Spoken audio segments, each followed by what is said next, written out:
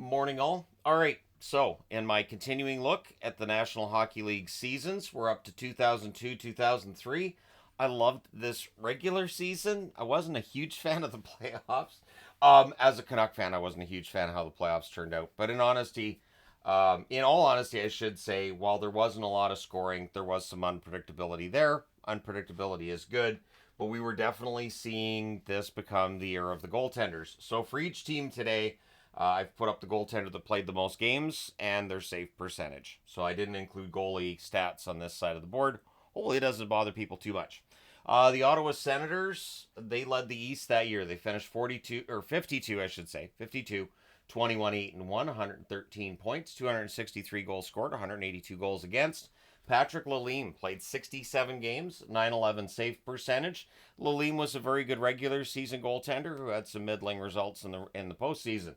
New Jersey finished 46, 20, 10, and 6, 216 goals scored, 166 goals against, 108 points. Marty Brodeur, of course, still the starter. 73 games played, 914 save percentage. One of the reasons I wanted to show the goaltender with the most games is just to show how many goaltenders played more games than anybody does at this point in time. Tampa Bay finishes third, 36, 25, 16, and 5 record, 219 goals scored, 210 goals against, 93 points. Nikolai Habibulin, the starter there, 65 games, 911 save percentage. Philadelphia finishes 45, 20, 13, and 4, 107 points, 211 goals scored, 166 goals against. Roman Cechmanek, the goaltender who played the most games for Philly, 58 games, and a 925 save percentage. Excellent regular season numbers, not necessarily great come postseason with Cechmanek's understandably and notably short NHL career. Toronto finishes with a record of 44, 28, 7, and 3, 236 goals scored, 208 goals against, 98 points. Ed Belfour, 62 games played, 922 save percentage. Remarkable that Belfour played as well as he did into the later stages of his career. And Olaf Kolzig's the goaltender to talk about with Washington, of course. They finished 39, 29, 8, and 6, 92 points, 224 goals scored, 220 goals against. Kolzig played 66 games that year, 919 save percentage. Mentioned that goaltenders were putting up some ridiculous numbers this era, right? Steve Shields played the most games for Boston. Man, I was mad that year. 36, 31, 11, and 4 record, 87 points. I just felt like everything Boston was doing was questionable and head scratching. But 245 goals scored, 237 goals against. Shields played the most games for any goaltender in Boston, 36 games, 896 save percentage. I liked Steve Shields just fine, but when Boston was like, this is going to be our next guy, I was thinking, but is it though? And then the New York Islanders finish above the playoff line, 35, 34, 11, and 2 record, 83 points, 224 goals scored, 231 goals against. Garth Snow played 43 games that year at a 918 save percentage. Garth Snow remembered more at this point for being a general manager. He was actually a pretty good goaltender at certain points during his career. The New York Rangers missed the playoffs, 78 points, 32, 36, 10, and 4. As the frustration continues in New York, 210 goals scored, 231 goals against. Dunham, 43 games, 924 save percentage.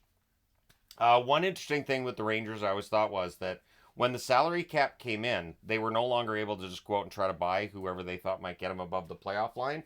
And I think controlling their spending was the best thing that ever happened to the Rangers. Montreal, 30, 35, 8, and 9 records, 77 points. 206 goals scored, 234 goals against. Jose Theodore played 57 games, 908 save percentage. Theodore had that one great year. He was never going to equal that great year again.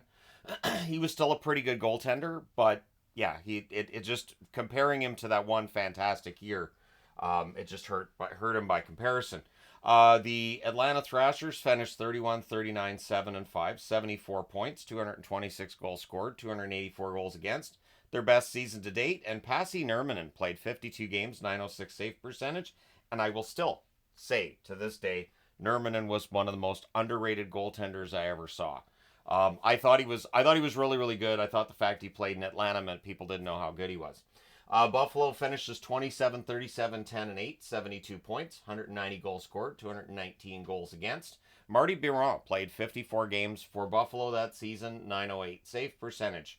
Florida, 24, 36, 13, and 9. 176 goals scored, 237 goals against, 70 points. Roberto Luongo played 65 games that year for Florida, 918 save percentage. Remarkable numbers for Luongo behind a very not remarkable Florida team. Pittsburgh bottoming out. This is where things get really bad for Pittsburgh. 27, 44, 6, and 5 record, 189 goals scored, 255 goals against, 65 points. Johan Hedberg's their starter at this point, at least of sorts. He plays 41 games that year, 895 save percentage. Carolina, 22, 43, 11, and 6 record, 171 goals scored, 240 goals against, 61 points. Kevin Weeks played 51 games, 912 save percentage. So again, his numbers aren't bad considering he's playing on a team that recorded the fewest points of anybody in the league. We go out west. Dallas leads the way, 46, 17, 15, and 4 record, 245 goals scored, 169 goals against, 111 points. Marty Turco had himself a great year, 55 games, 932 save percentage. So I talked about Nurminen in the East being an underrated goaltender. I always thought Turco was too. There's a lot of hate on Turco for not, getting Dallas further in the playoffs. Not from me. I thought Turco was fine. Detroit, 48, 20, 10, and 4 record, 269 goals scored, 203 goals against, 110 points. Curtis Joseph, 61 games, 912 save percentage. So we talked about how Hasek goes to Detroit and he has a great team in front of him, wins a cup, he retires. And so Cujo signs in Detroit. The idea was the same, that he'd been with teams that were good, not necessarily great, in Edmonton and Toronto. He goes to, and of course St. Louis prior to that. He goes to Detroit. Fantastic team, built to win. Cujo finally has a great defense in front of him. It just never worked. It never clicked. And it seemed like a miserable fit. We didn't see that coming. And sadly, Cujo would not win a Stanley Cup in Detroit. Colorado finishes 42, 19, 13, and 8. 105 points, 251 goals scored, 194 goals against. Patrick Waugh, 63 games, 920 save percentage. Even this late in his career, Patrick Waugh, one of, if not the best goalie in the league, he's up there.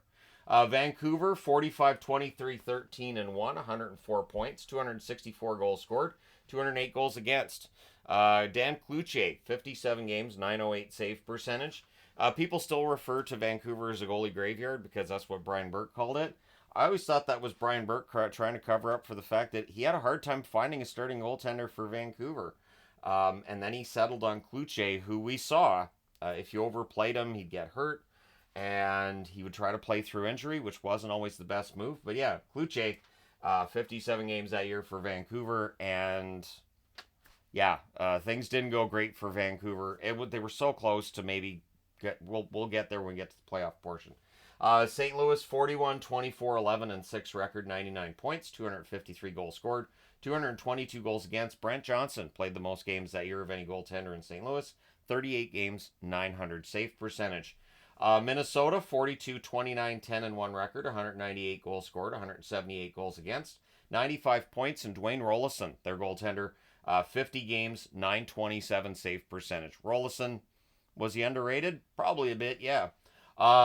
Anaheim, 40, 27, 9, and 6 record, 95 points, 203 goals scored, 193 goals against. J.S. Shiger, 65 games, 920 save percentage.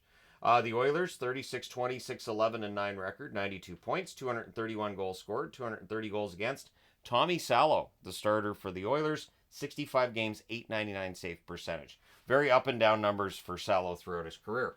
The Chicago Blackhawks missed the playoffs, 79 points, record of 30, 33, 13, and 6. 207 is the goal scored, 226 goals against.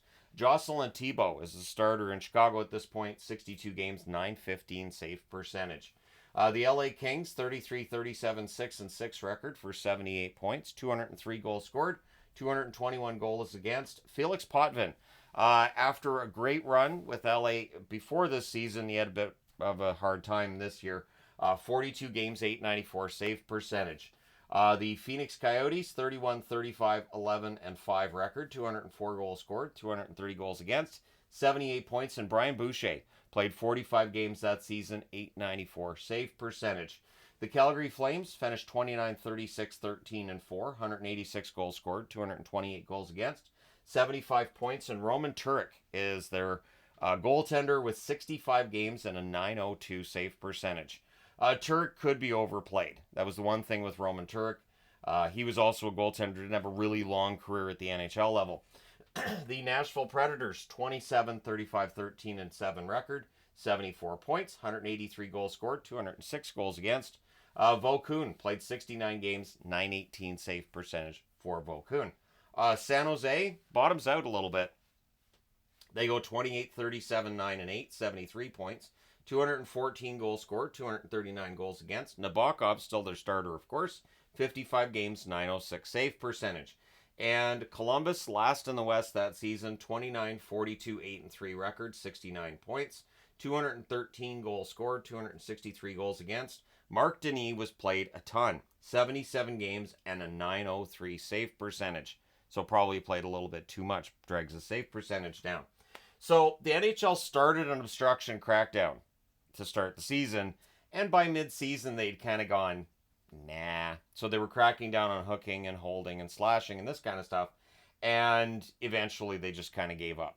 So the NHL understands there's a problem, scoring's too low, and part of it is that these big hulking defensemen can just clutch and grab all they want, and there's no room out there for skilled players. Peter Forsberg claims the Art Ross in the final game, passes Marcus Naslund for that. Colorado also charged in the second half of the season while Vancouver struggled, comparatively speaking anyways, and Vancouver loses the division late in the season as well. Turco posts a 1.72 goals against average. That was the lowest in the National Hockey League since 1939-1940. So again, Turco's numbers were ridiculous that year. July 2nd of 2002, the Toronto Maple Leafs sign Eddie the Eagle Belfour. On October 29th or October 24th of 2002, Patrick Roy plays his 972nd career game. That passes Terry Sawchuk for first on the all-time list by a goaltender. November 15th of 2002, Dave Andreychuk records his 250th career power play goal. He passes Phil Esposito for number one on the all-time list, and he would stay number one until Ovi came along, right?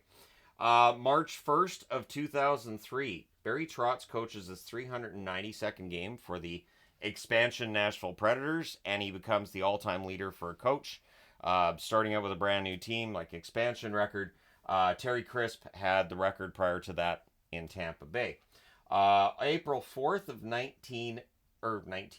2003, Columbus's Mark Denis sets a record with 4,451 minutes in a season. March 11th of 2003, the Habs trade Doug Gilmour to Toronto for a 2003 sixth-round draft pick. Gilmour's winding down his career, but it still looked wrong for him to be in a Montreal jersey. When he was back in Toronto, we were kind of like, yeah, that's kind of where he belongs. So probably never should have left Toronto, to be honest. October 12th of 2002, Ron Tugnutt plays goalie for his record 8th team. He was in net for Dallas in that game. And it's part of the reason why I enjoyed doing a Ron Tugnutt career video when I did, because he played for so many different teams. He was pretty good on every team that he played for. The Canes are the first team since the 1925-1926 Montreal Canadiens to finish last in the NHL after reaching the Stanley Cup final. Keep in mind that back in 25-26, I think we had like 10 teams in the league at that point, maybe 8. And now we have 30. So the fact that Carolina was in a Stanley Cup final and then finishes dead last the year after, I mean, it's an impressive feat, I guess, if you look at it that way. The Sharks failed to live up to expectations, but Tampa defies last place predictions. So San Jose was expected to be in this area of the West, and instead they're near dead last. Tampa Bay was expected to be near last in the East and end up winning their division instead. The Sens are pretty good despite the fact that the team's in bankruptcy. And in fact, they're having difficulty paying their players at all. Players were going without paychecks for a little bit there because Ottawa's bankruptcy, looking for an owner, all this fun stuff. So as much as people complain about how Eugene Melnyk was with the team and how loosely he just threw out, if I hate to move the team, but if I have to, that kind of talk, the reality is he did kind of save the Ottawa Senators and keep the team there when there was definitely some talk about whether or not they were financially viable, whether or not it was going to work in Ottawa at all. The Sabres also entered bankruptcy that season. So the Sabres are having trouble, and keep in mind, the Penguins are still selling off high paid players. So the Penguins are selling off their star players. They're crashing out. The attendance is starting to reflect this. They need a new arena. There's a lot of things working against Pittsburgh, Buffalo, and Ottawa. And this is where I mentioned we are a year out from the lockout. From the year that the NHL says, you know what, we can't keep doing business like this, and having two teams in bankruptcy and another team selling off its high priced players, that's 10% of the league where we can see teams aren't necessarily all that financially viable. So I understand the lockout, and we'll get to the lockout. I'll do it a little different than I did the last time that I reached the lockout wiped out season. But I get both sides of the argument for and against when it comes to the lockout. All right, the Art Ross that year goes to Peter Forsberg, as I previously mentioned, of the Colorado Avalanche. The Masterton goes to Steve Yzerman of Detroit because after playing on one leg on the way to the 2002 Stanley Cup, he misses a lot of the 2002-2003 season. He nursed himself through it, and honestly, nothing but respect for Steve Yzerman. The Calder goes to Barrett Jackman of St. Louis. I will defend to my dying breath that Barrett Jackman was a fine pick for the Calder Trophy that year. He had a ridiculous rookie season, just wasn't able to follow it up. The Conn Smythe goes to J.S. Jaguar of Anaheim. The Selke goes to Jiri Lehtinen of the Dallas Stars. The Hart Trophy goes to Peter Forsberg of Colorado. The Jack Adams goes to Jacques Lemaire of Minnesota. The Norris Trophy goes to Nicholas Lidstrom of Detroit, again. The King Clancy goes to Brendan Shanahan of Detroit. The Lady Byng goes to Alex McGillney, now playing for the Toronto Maple Leafs. The Lester Pearson goes to Marcus Naslund of the Vancouver Canucks. The Rocket Richard goes to Milan Hajduk of the Colorado Avalanche. One of my favorite names to say in NHL history. Hajduk. Pretty fun. The Vezina goes to Marty Brodeur of the New Jersey Devils. And the Jennings went to two different teams that year because both Philadelphia and New Jersey allowed 166 goals. So therefore, they share the Jennings Trophy. So Marty Brodeur of New Jersey gets it, and Roman Cicmanek and Robert Esche of Philadelphia share that trophy as well. So three different goalies got their name on the Jennings that year. The All-Stars are in the league at the end of the year. Peter Forsberg of Colorado is the first line center. Joe Thornton is the second team center for the Boston Bruins. On the left side, Marcus Naslund of Vancouver is the first team All-Star. Paul Kariya of Anaheim's second team. On the right side, Todd Bertuzzi of the Vancouver Canucks is first team All-Star.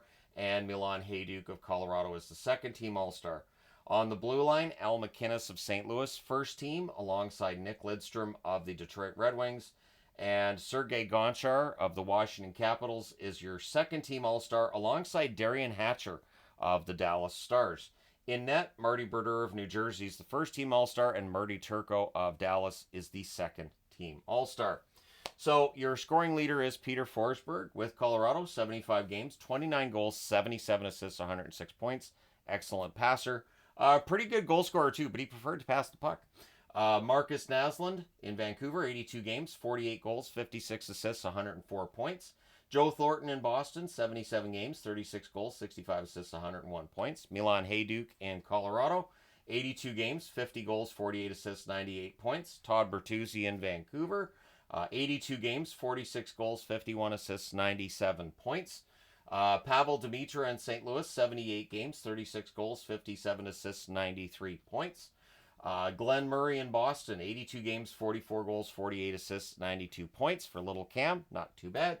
Mario Lemieux in Pittsburgh. Again, remember, Lemieux was retired for years and comes out of retirement, looks pretty good. 67 games, 28 goals, 63 assists, 91 points. Just insane that Lemieux could produce like that. And remember, it's not like his back suddenly isn't hurting him anymore. And he's an owner. He doesn't need this crap. Danny Heatley in Atlanta, 77 games, 41 goals, 48 assists, 89 points. Zygmunt Palffy in LA, 76 games, 37 goals, 48 assists, 85 points. Mike Modano in Dallas, 79 games, 28 goals, 57 assists, 85 points. And Sergei Fedorov, still productive in Detroit, 80 games, 36 goals, 47 assists, 83 total points for Fedorov. So we get to the playoffs, and this was the season of 3-1 comebacks. There were a number of 3-1 comebacks in those playoffs. So go ahead, recite them. Was Vancouver beating St. Louis a 3-1 comeback? I'm pretty sure it was, because They completed that comeback and it felt pretty good, and then it happened against them in the next round. So Vancouver beats St. Louis in 7 games. Minnesota beats Colorado in 7 games. So highly entertaining series there. And as a Canuck fan, I was like, good, they took out Colorado. Now we don't have to worry about Colorado. I was like, you know what? These playoffs look wide open. There's no clear cut winner. Maybe the Canucks have a chance this year. Silly Shannon. Anaheim sweeps Detroit in the first round. I was very excited with that result because same reason. As a Canuck fan, Colorado's out, Detroit's out. This looks great. This is a wide open. This is a chance. I had no idea. Dallas beats Edmonton 4 games to 2 because that's a bad matchup for Edmonton. In the eastern side of things, Philadelphia beats Toronto in 7 games. Tampa Bay beats Washington in 6 games. New Jersey beats Boston 4 games to 1, and Ottawa beats the Islanders 4 games to 1. Then we get to the conference semifinals. Minnesota beats Vancouver 4 games to 3. Vancouver was up 3 games to 1 in that one. I remember. Anaheim beats Dallas 4 games to 2. It was a tough round for me that time around.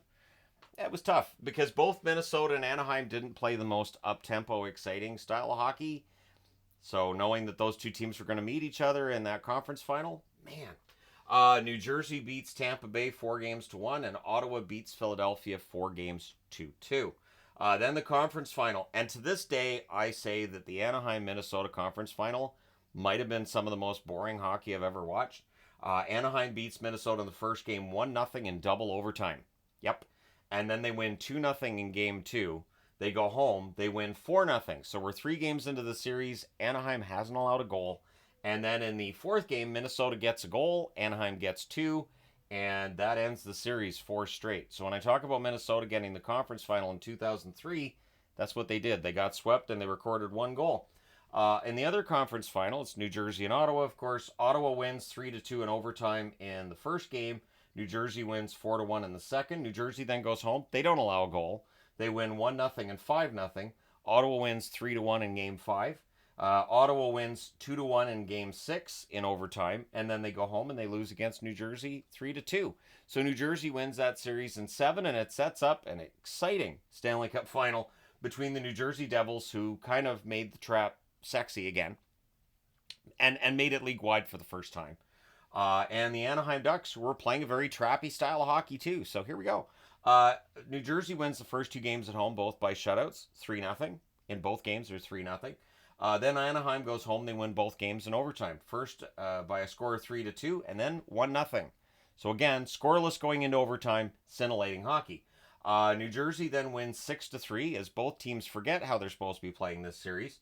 Anaheim wins 5-2 in game 6 as things look like they're getting exciting. And then in game 7, New Jersey wins 3-0. They win the series 4 games to 3, with the home team winning all 7 games. In that final, Peter Sikora has 2 goals and 3 assists for Anaheim against the team that he had played for the last time they won the Stanley Cup. Paul Kariya has a goal and 3 assists for the Ducks. And Steve Ruchin had 3 goals in that final. Jaguar had a .910 save percentage in the final. Elias had a 3 goals, 4 assists, 7 points. His performance in the final. My brain's still waking up. Gionta had the goal and 5 assists in the series, and Jeff Friesen had 5 goals. He had himself quite the series. Brodeur had a .925 save percentage for his 3rd Stanley Cup, which would be his final Stanley Cup, but not his final appearance in the final, as we will find out about 9 videos from now, I guess. But at any rate, there you go. As mentioned before, Jaguar got the Conn Smythe Trophy. He was the reason the Ducks were in the final. Like I said, Minnesota didn't score a goal in the first 3 games of their series. They get 1 goal in that 4th game. And Anaheim had knocked off Detroit in 4 straight and Dallas in 6. They weren't expected to win any of those series. They were an underdog. And yeah, Jaguar was absolutely ridiculous. So, there you go. Let me know your thoughts in the comment section below as always. Don't forget to hit like and subscribe in the event you've not done so already. Thank you guys so much for all your support. I will talk to you again soon.